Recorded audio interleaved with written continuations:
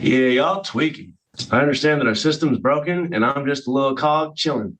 Hi, I'm Cog. Nice to meet y'all.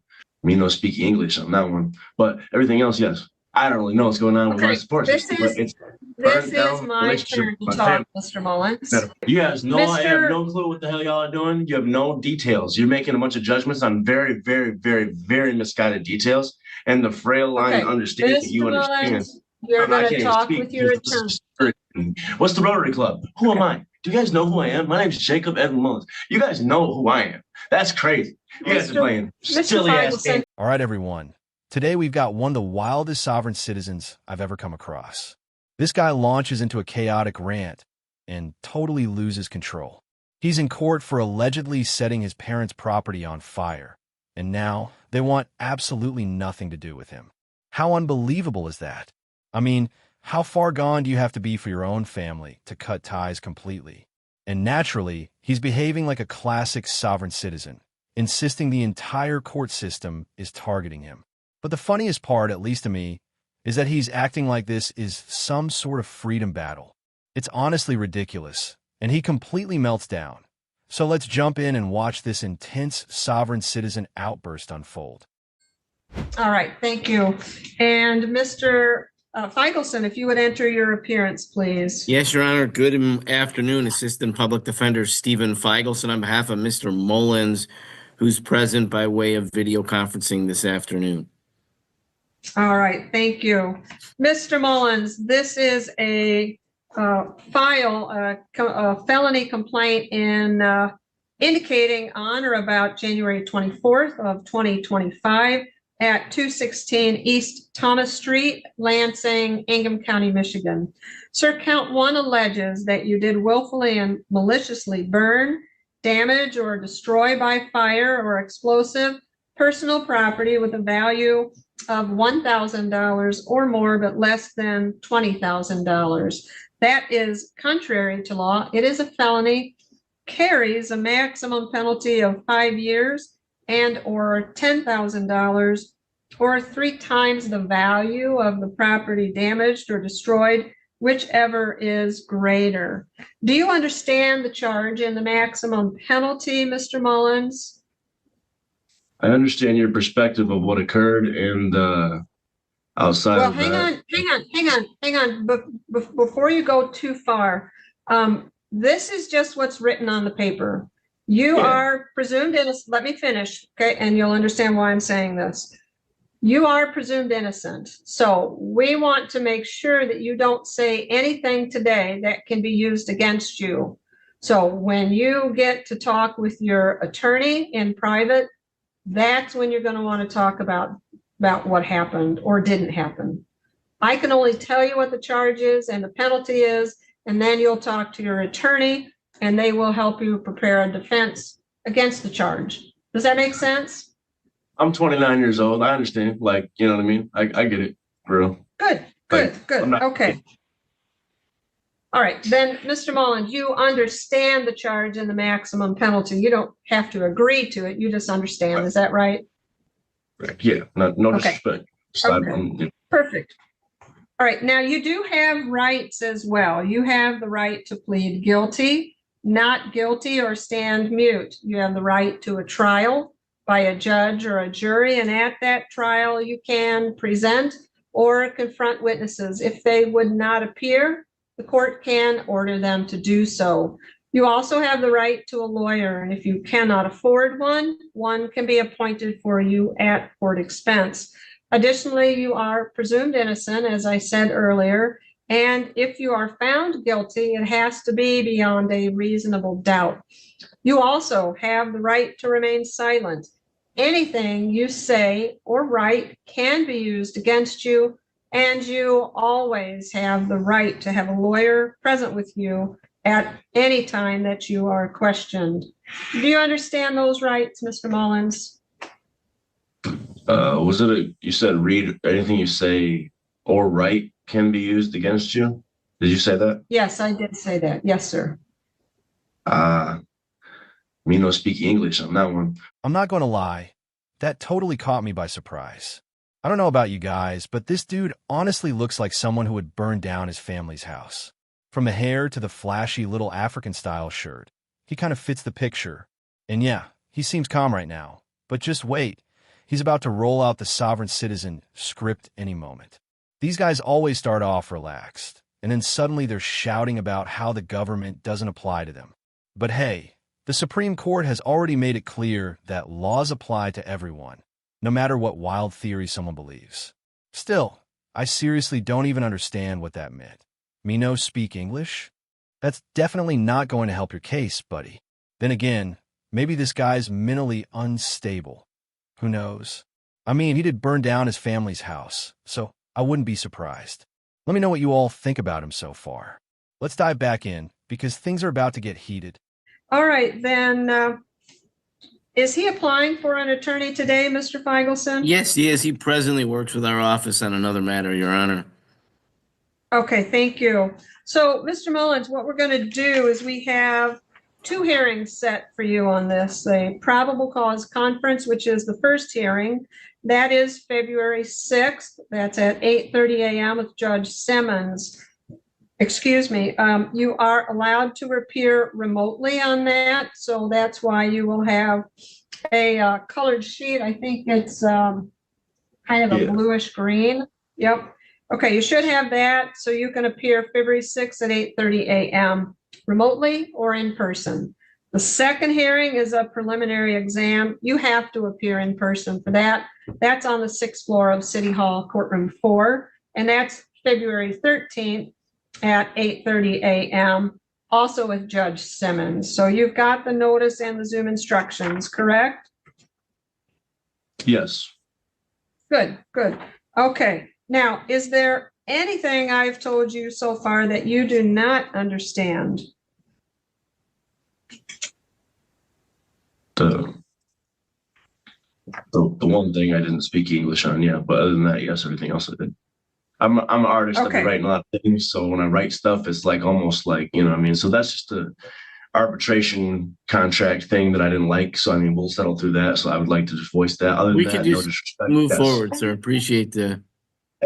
Correct. Yeah, you'll talk Thank you. about that with your attorney, absolutely. Okay, so, Mr. Mullins, I'm going to stop the live stream so that I can protect. A low PR bond or a low cash and surety bond, Your Honor. Thank you. If it's All any right, money, thank you. I can't afford it. Let's just say that. I ain't got nothing, and y'all ain't give me any tools to get a job since I've been released from your guys' care. Now, I don't really know what's going on with my Okay, support this system, is- but it's This burned is down my relationship turn with to my talk, family. Mr. Mullins. Metaphor. Okay, you don't want to talk about that, because like I said, you're gonna, you might say something that can be used against you. So, the court's Sounds gonna hot. look at 2 things, Mr. Mullins. I'm gonna look at whether or not you're a flight risk and whether or not you are a danger to the public. In regards to that, I'm going to look at your criminal history. I'm going to look at the allegations. I'm going to look at your ties to the community, your employment status. You live with your parents. I look at all of those to determine 2 things. I do have a concern for the safety of the public. On the matter that I arraigned you on first, the arson, you are presumed innocent, but as I look at the allegations, it presents a concern to the court for the safety of you and any other individuals that reside in that location. I understand that would be Money. that would be your parents. 1995. Okay, Trust me. this is, It's all right. this is my Fine. turn, sir. Okay, I so bought it, based too. on that, I'm not going to grant you a PR bond because I don't find that that is sufficient to ensure. This guy definitely doesn't seem like he deserves a PR bond. Just look at his body language. I mean, growing up in the city, I remember there were a few people who acted completely unhinged and had no regard for anyone else. And this dude really reminds me of that. You can kind of tell from the way he's standing that he probably wouldn't show up to court if he were released.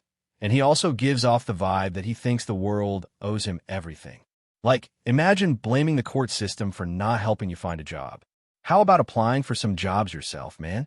There's something called personal responsibility. You can't just sit back and expect opportunities to land in your lap. This guy is acting like the court is supposed to be his personal assistant or something. But what do you all think about him so far?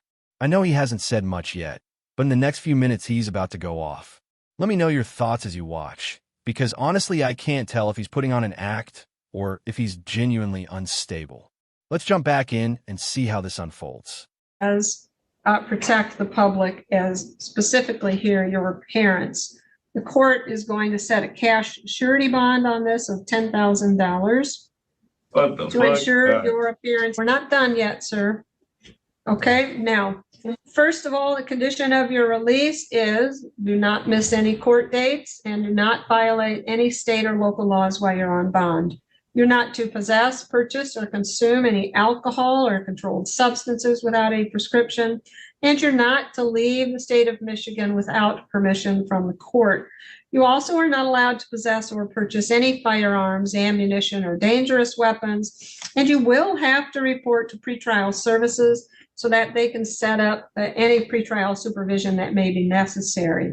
That's either a phone or an in-person interview. Now, I'm also going to tell you, you cannot have any contact with Daniel Mullins and or Barbara Mullins. You cannot call, write, page, email, text, no electronic communications of any kind. You can't have anybody else contact them on your behalf, and no threatening, harassing, or molesting behavior towards them or anyone else. Additionally, you cannot go within 2,000 feet of where where they're located at any time, including work, home, or school.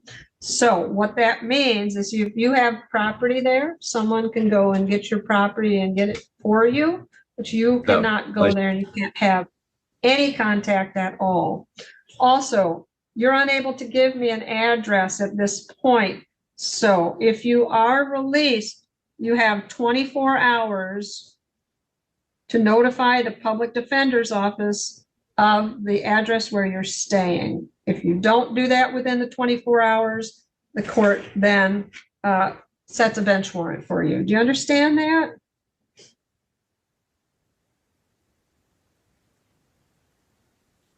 you understand what I'm telling you, Mr. Mullins? I understand that our system's broken and I'm just a little cog chilling. Hi, I'm Cog. Nice to meet y'all. Okay, all right, let's go over the other file then. This is, again, the 24-03520. Judge Simmons has ordered that you be remanded on that case file because you failed to appear for the probable cause conference. So you will not be released before that hearing that is to be set. Do you understand? Yeah, y'all tweaking. All right. You guys know I have no clue what the hell y'all are doing. You have no details. You're making a bunch of judgments on very, very, very, very misguided details. And the frail line understanding you understand. You're going to talk with your attorney. What's the Rotary Club? Who am I? Do you guys know who I am? My name is Jacob Edwin Mullins. You guys know who I am. That's crazy. You guys are playing silly ass games. Did you have anything else? I do not, Your Honor. Thank you. Thank you. And I am going to order a CMH evaluation on that new file as well. All right. That. That's about the one good thing you've done today, and it's not your fault. You're an amazing person, I'm sure, and I'm not trying to hurt your feelings or like I'm frustrated. Yeah, no disrespect to the judge, but this guy seems like just another small cog in the system. Honestly, though, he's got to be mentally unstable. Between the creepy smiles and that wild rant he just went on, something clearly isn't right. It's almost like he's trying to present himself as some misunderstood genius, but in reality, he just comes across as a walking red flag. The way he carries himself and the way he speaks make him seem like a ticking time bomb waiting to go off. And don't forget that his own parents want nothing to do with him. He allegedly set their property on fire. That's arson against his own family. What kind of person does that? It really makes it seem like he has no regard for others, let alone the law. Honestly, it gives the impression that he could be a danger if left unchecked. I'm not really buying the whole misunderstood victim of the system act. When you look at it, he's basically blaming everyone else for the situation he created. In the end, he's the one who burned everything down, both literally and figuratively. He's full of excuses, but none of them really hold up when you consider the facts. He's sitting there acting like the court owes him something, when in reality the court's role is to enforce the law, not to babysit a grown adult who won't take responsibility for his actions. Anyway, guys, I'm going to wrap it up here. This one was definitely chaotic, and in my opinion, the guy seems seriously unstable. I've seen behavior like this before, so that's just my take. I really appreciate all of you for sticking around and watching this wild video with me. Make sure to hit the like button and subscribe for more content like this. I post every single day. Thanks again for watching, and take care.